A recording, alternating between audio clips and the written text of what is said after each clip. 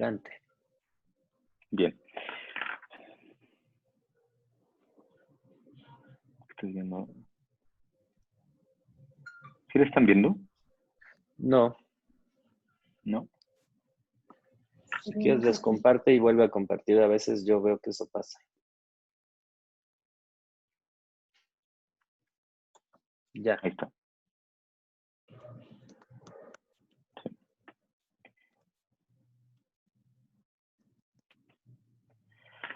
Bien, pues me voy a ir un poquito rápido. Hay cosas en las que no me voy a detener demasiado. Si quieren que ahonde más en algún tema, me pueden detener. Este es un trabajo derivado de un proyecto de investigación del centro de investigación donde estaba yo antes, y es una colaboración con un par de personas más, que una de ellas ya no está trabajando allá, pero la otra sigue trabajando por allá. Es el Centro del Cambio Global y la Sustentabilidad en Tabasco. Entonces, bueno, como les decía, esta es Pido por favor que una apagues tus publicación. Está micrófonos. abierto tu micrófono, José Alberto. No le pones, lo ves a la esfera para decirles que si lo apagan. Ah, sí, hay alguien por ahí. Gracias. Esta es una publicación, aquí está la referencia, que pertenece a un libro, que estos que les llaman libros vivos, porque en realidad nunca se cierra, sino son contribuciones que van pidiendo a diferentes autores, y forma parte de un manual, ¿no? Que tiene que ver con las estrategias para volver más resilientes a las comunidades. Y en particular, uno de los tópicos que hay pocas contribuciones son aquellos que tienen que ver con cómo la educación puede servir para hacer más resiliente una comunidad, y cómo también puede funcionar como una medida de adaptación al cambio climático. Entonces, la publicación está ahí, se las acabo de compartir ahí en la ventanita del chat. Bueno, solamente como contexto, muy rápidamente, no me voy a adentrar mucho en el tema de cambio climático, porque yo creo que todo el mundo está familiarizado con ello, pero en pocas palabras es el cambio climático y la sustentabilidad son estos dos grandes temas que representan los grandes desafíos del siglo XXI, ¿no? Pero en particular, hablando del tema educativo, una falta o la debilidad de un sistema educativo limita muchísimo qué tanto una comunidad o una sociedad puede afrontar el cambio climático o idear o imaginarse soluciones sustentables para afrontarlo y para contravenir todos los efectos que tienen que ver no solamente con cambio climático, sino también con cambio global, ¿no? Entonces, en síntesis, es tener un buen pool de gente bien preparada, facilita la aplicación efectiva de estas estrategias de adaptación que se puedan idear, ¿no? Entonces, si no tenemos recursos humanos capacitados, entonces la capacidad de adaptación es bastante limitada. Entonces, en este sentido, la educación es un mecanismo multidimensional porque atiende a diferentes causas y a diferentes problemáticas, y es un mecanismo necesario para afrontar este cambio climático en diferentes sectores de la sociedad. En particular, o sea, hay muchos órdenes de educación. En particular, lo que tiene que ver con ese trabajo es la educación de posgrado, porque es ese pool de personas muy especializadas son las que pueden, pues, implementar acciones o diseñar acciones de adaptación. Ahora, en México, hablando en particular, tenemos que, por alguna extraña razón, se ve, los niños menores de 15 años tienen expectativas científicas muy, muy grandes, muy amplias. Pero estas expectativas se van perdiendo a medida que la gente va creciendo, ¿no? O sea, es como cuando eres niño quieres ser policía, pero cuando eres adulto ya no tanto. Esta situación de cuando eres niño sí quieres ser científico, pero después cuando eres adulto ya no tanto, no se nota tanto en otros países, y es más evidente en países en vías de desarrollo o en países con capacidades económicas limitadas. En México invierte muy poquito, ¿no? En términos educativos, pero es en realidad muy, muy, muy poquito si lo comparamos incluso con países latinoamericanos. Entonces estaríamos como en último lugar de la cantidad de dinero que se invierte. Y recientemente, bueno, la cantidad de dinero que se invierte además está vinculada con los niveles educativos. Se invierte mucho más en educación primaria, menos en educación secundaria y así, ¿no? A medida que se va incrementando el nivel educativo, la cantidad de recursos que se invierten son menos. Entonces, esto, o sea, la situación de que tenemos un grupo de gente que puede estar interesada cuando es niña, pero que ya no hay recursos para financiar educación a niveles superiores, y cuando llegan adultos, se traduce en que estas nuevas generaciones de jóvenes tienen pocas opciones educativas, ¿no? Entonces, en este sentido, México necesita incrementar esta adaptación, la adaptación al cambio climático, a partir de fortalecer los recursos humanos que tiene para diseñar o implementar políticas de adaptación. Y de ahí viene la pregunta que nos hicimos nosotros, que es, ¿qué capacidad tiene México actualmente, digamos, instalada, para lograr educar a este conjunto, a este contingente de jóvenes, y también identificar cuáles pueden ser los vacíos más importantes que habría que atender, ¿no? En particular en materia de cambio climático, cambio global y sustentabilidad. Entonces, el objetivo, lo que quisimos hacer con este trabajo fue conocer cuál es la oferta y el contenido de los programas de posgrado en sustentabilidad y cambio climático en México. Entonces, ¿cómo lo hicimos? Lo que se hizo en un trabajo que se inició en 2016, 17 y continuó hasta 18, fue primero construir una base de datos de términos de búsqueda que tuvieran que ver o hicieran referencia a sustentabilidad y cambio climático, ¿no? Entonces hizo una lista de unos 90, 100 términos que tienen que ver con esto, que son sinónimos, y se descargó toda la base de datos del Padrón Nacional de Posgrados de CONACYT, de calidad de CONACYT, la de 2017, y dentro de este padrón de posgrados, en los campos específicos de descripción del posgrado, en los objetivos, en el perfil de egreso, en los temas y en las líneas de investigación, se buscaron, bueno, con esas palabras se identificaron estos posgrados. Y después lo que se hizo fue, dentro de esta lista de posgrados, se fue a las páginas de las instituciones que están ofreciendo estos posgrados y se descargó toda esta información adicional de la descripción del posgrado en estos campos en específico. Y también se anotó qué universidad y qué entidad es la que está dando estos posgrados. Con esta información, o sea, con la lista completa de posgrados que atienden a estas palabras de búsqueda, se hicieron dos análisis. En primer lugar, el estudio de la frecuencia de palabras en la descripción, cuáles son las palabras más frecuentes en los objetivos, cuáles son las palabras más frecuentes en el perfil de egreso, en los temas, en las líneas de investigación.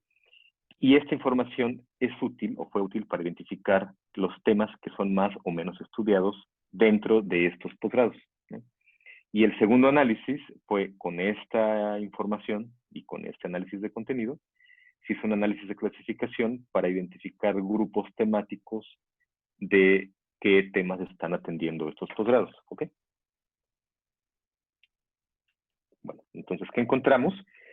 Del padrón del Programa Nacional de Posgrados, que son, en aquel entonces eran 2025 posgrados, 190 cumplen con los criterios establecidos, es decir, tienen dentro de la base de datos del padrón estos términos de búsqueda que permite identificarlo. En total, estos 190 programas son una especialidad, 124 maestrías y 65 doctorados.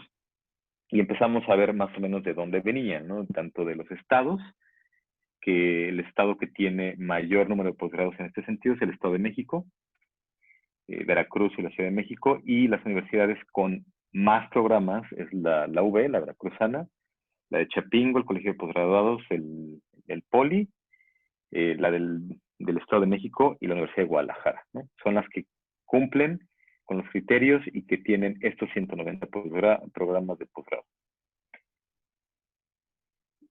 Ahora, dentro de cada campo, aquí en esta tabla, lo que se está haciendo es el análisis de frecuencia de las palabras que más se encuentran con mayor frecuencia, tanto en el título como en los objetivos, como en el perfil de egreso, en las materias y en las líneas de investigación. Entonces, en rojito son las palabras que se encuentran en estos 5 campos, o sea, ambiental, si se fijan, aparece tanto en el título, como en los objetivos, como en el perfil de egreso, como en las materias, como en la línea de investigación, como estas palabras más frecuentes, ¿no? Entonces, estas 5 palabras las encuentran en estos 190 posgrados de manera muy frecuente en los 5 campos analizados.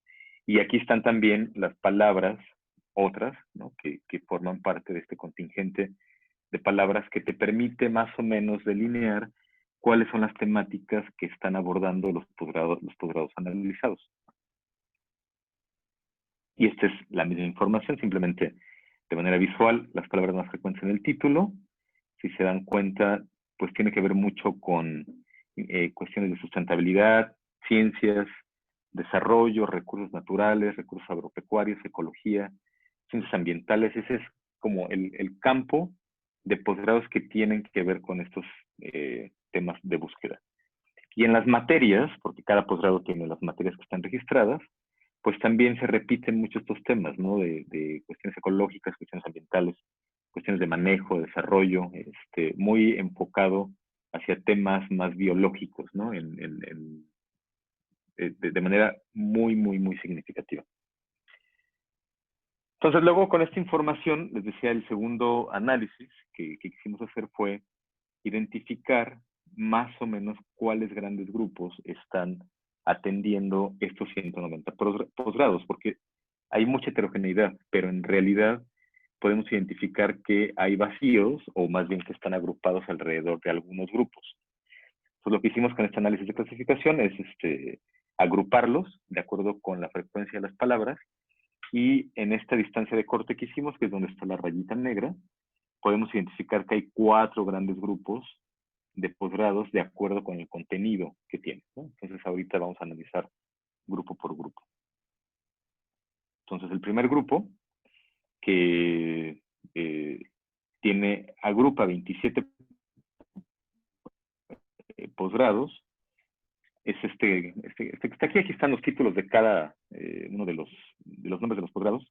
Tienen que ver más con temas de ingeniería ambiental, ingeniería agrícola, desarrollo sustentable, pero mucho desde el punto de vista ingenieril, ¿no? Del uso de energías renovables, etc. El grupo 2, que está constituido por 26 posgrados, tiene que ver más con esto, ¿no? El medio ambiente desde el punto de vista de la salud ambiental. Y también hay otro subgrupo que tiene que ver con economía del medio ambiente.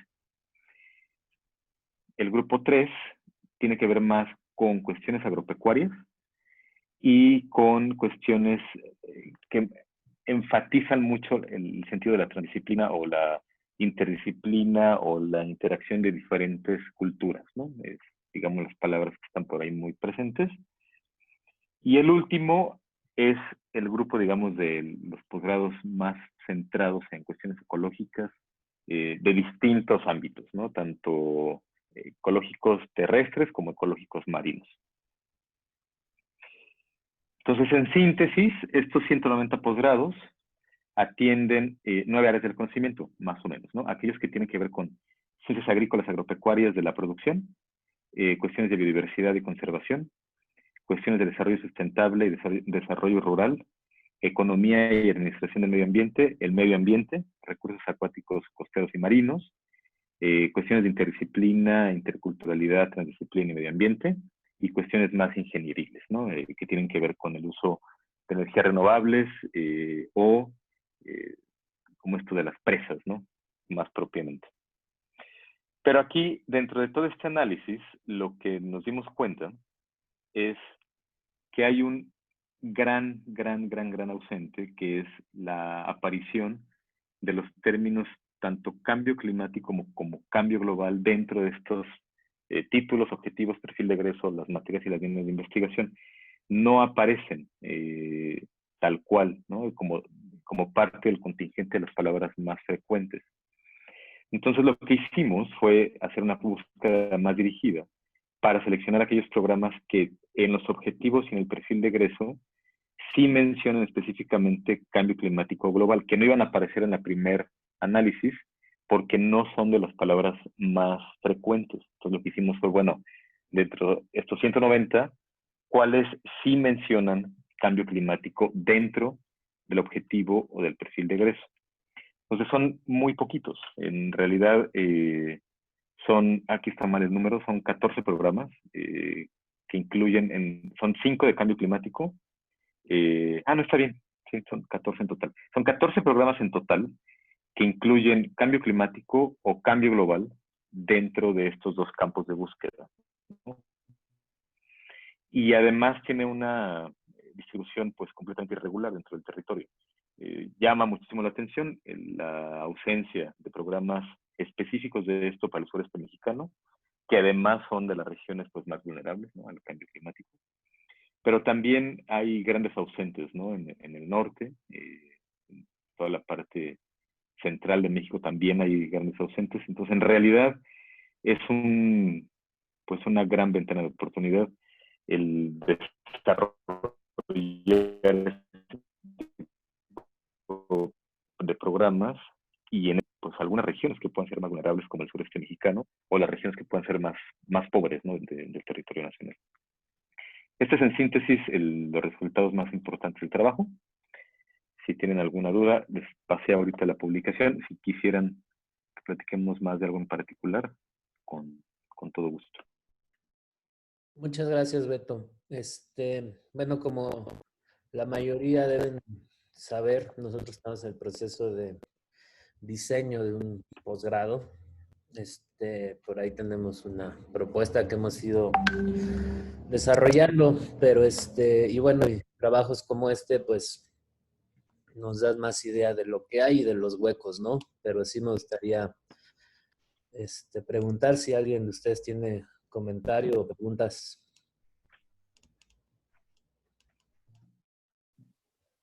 Puedes dejar de compartir para ver las caras. Si no hay preguntas, yo Sí, bueno, más que... Perdón, Francisco. Adelante. No, no, muchas gracias. Perdón, digo, me llama la atención de que, bueno, no, supongo que no lo consideraron así, pero por ejemplo, para el caso de las materias y demás, todo el tema de energía renovable o eficiencia energética y demás, creo que podría también darte una buena pauta o puede ser una buena indicación, al menos en materia de mitigación de cambio climático, por un lado, pero también, digamos, o tal cual, como un término más por buscar, ¿no? Probablemente ahí te puede dar algunas señales, porque nosotros hemos estado trabajando con varias universidades regionales que trabajan todo el tema de energías renovables, eficiencia energética, sistemas de gestión, energía sustentable y demás. Y estas universidades, digamos, están, trabajando justamente enfocando buena parte de su formación al desarrollo de habilidades con el sentido de no solamente atenderlos desde el punto de vista energético, sino también en el punto de vista de reducción de emisiones. Entonces, a lo mejor eso puede ofrecer un panorama poco distinto, ¿no? Y también el otro tema es con respecto a adaptación, corredores biológicos, ¿no? O sea, que probablemente lo que son corredores socioambientales, que también es algo que se ha dado como otra de las herramientas, digamos, justo de, digamos, adaptación basada en ecosistemas o en soluciones naturales, y eso también puede a lo mejor darte, sin que explicite el término adaptación, simplemente corredores biológicos, corredores socioambientales, puede darte también una pauta, ¿no? O sea, son dos términos que a lo mejor no son explícitos al respecto, pero como el de sustentabilidad o el de desarrollo rural, pero pueden dar una pauta de qué programas de posgrado están también formando profesionales que pueden contribuir ya sea a la mitigación o a la adaptación.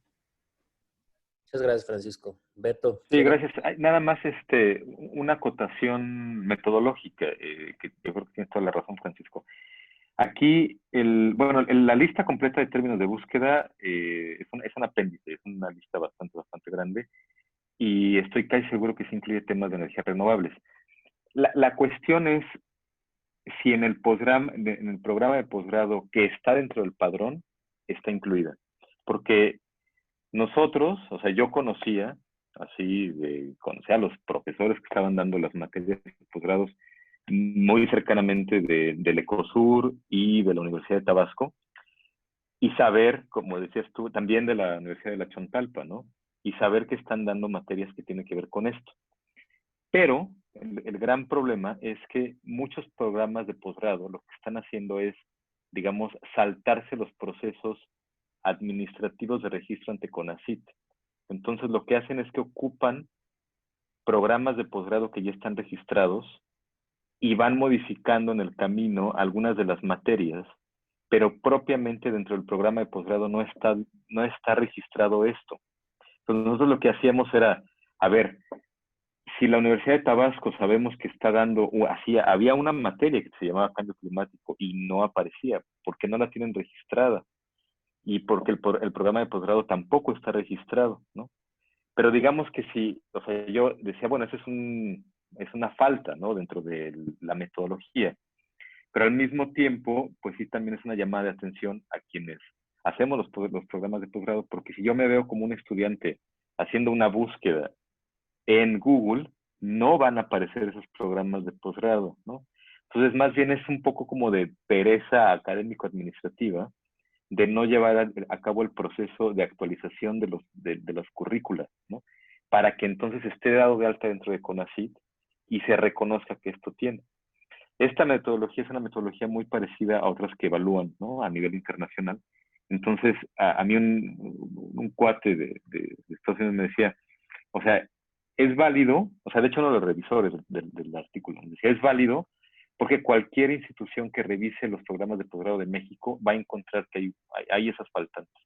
Entonces, más bien es cómo se le hace para que las instituciones estén actualizando constantemente estas bases de datos que están desactualizadas, ¿no? Pero sí, o sea, sí existen, estamos conscientes que existen programas que podrían estar atendiendo algunas de las cosas, pero lo que es cierto es que no están dados de alta con CONACYT. Muy bien. María, tenías la mano levantada, no, ya la quitó. Oye, ¿no será más bien esto una falla del sistema de CONACYT, pues? O sea, más que de los programas, más que el registro o sea, que sea demasiado burocrático el registro de esto. Yo se me ocurre, pues. ¿Alguien?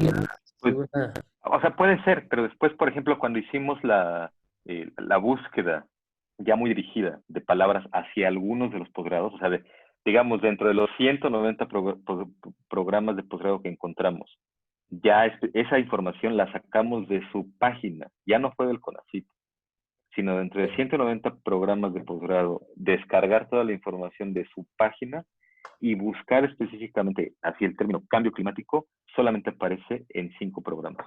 De acuerdo. Francisco.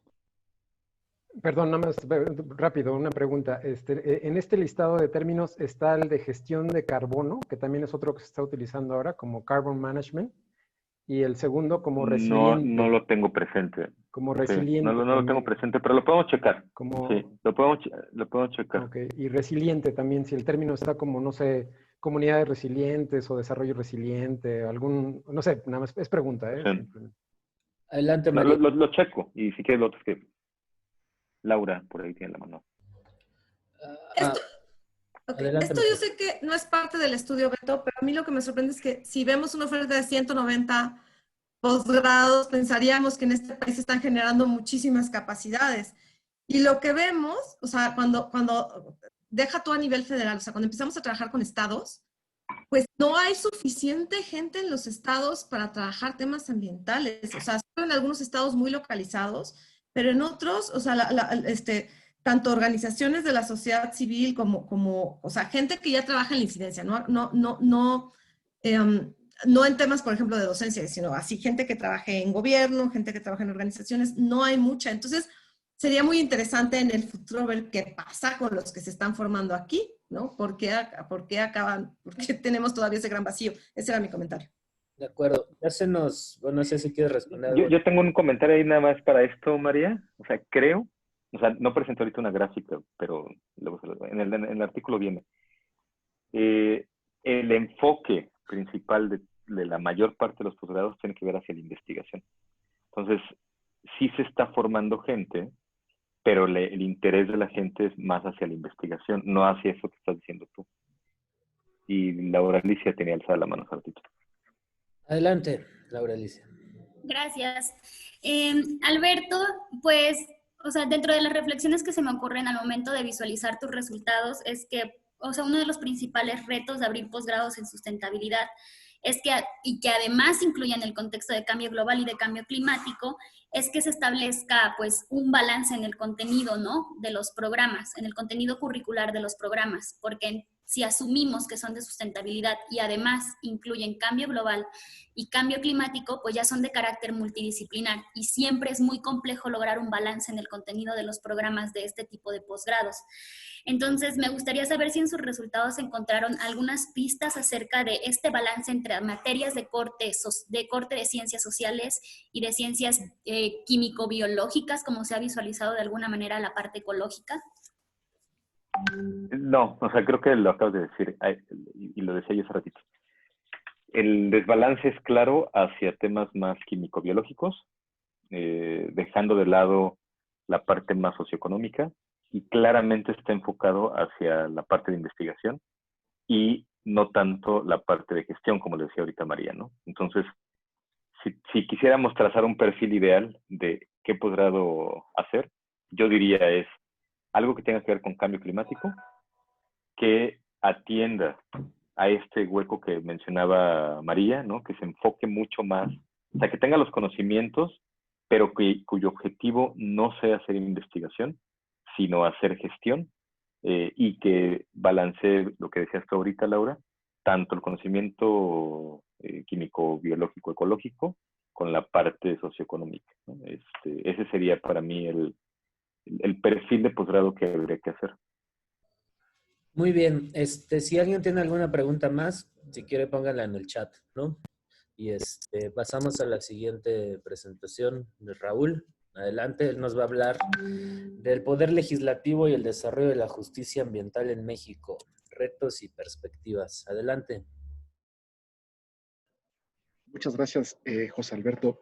Pues antes que nada, muchas gracias por acompañarnos en nuestro seminario de investigación. Estoy seguro que todas sus aportaciones serán de mucha utilidad para poder impulsar estos proyectos que hemos estado desarrollando y que seguimos en esta tarea. Entonces, José Alberto, si me puedes hacer el favor de dejarme compartir pantalla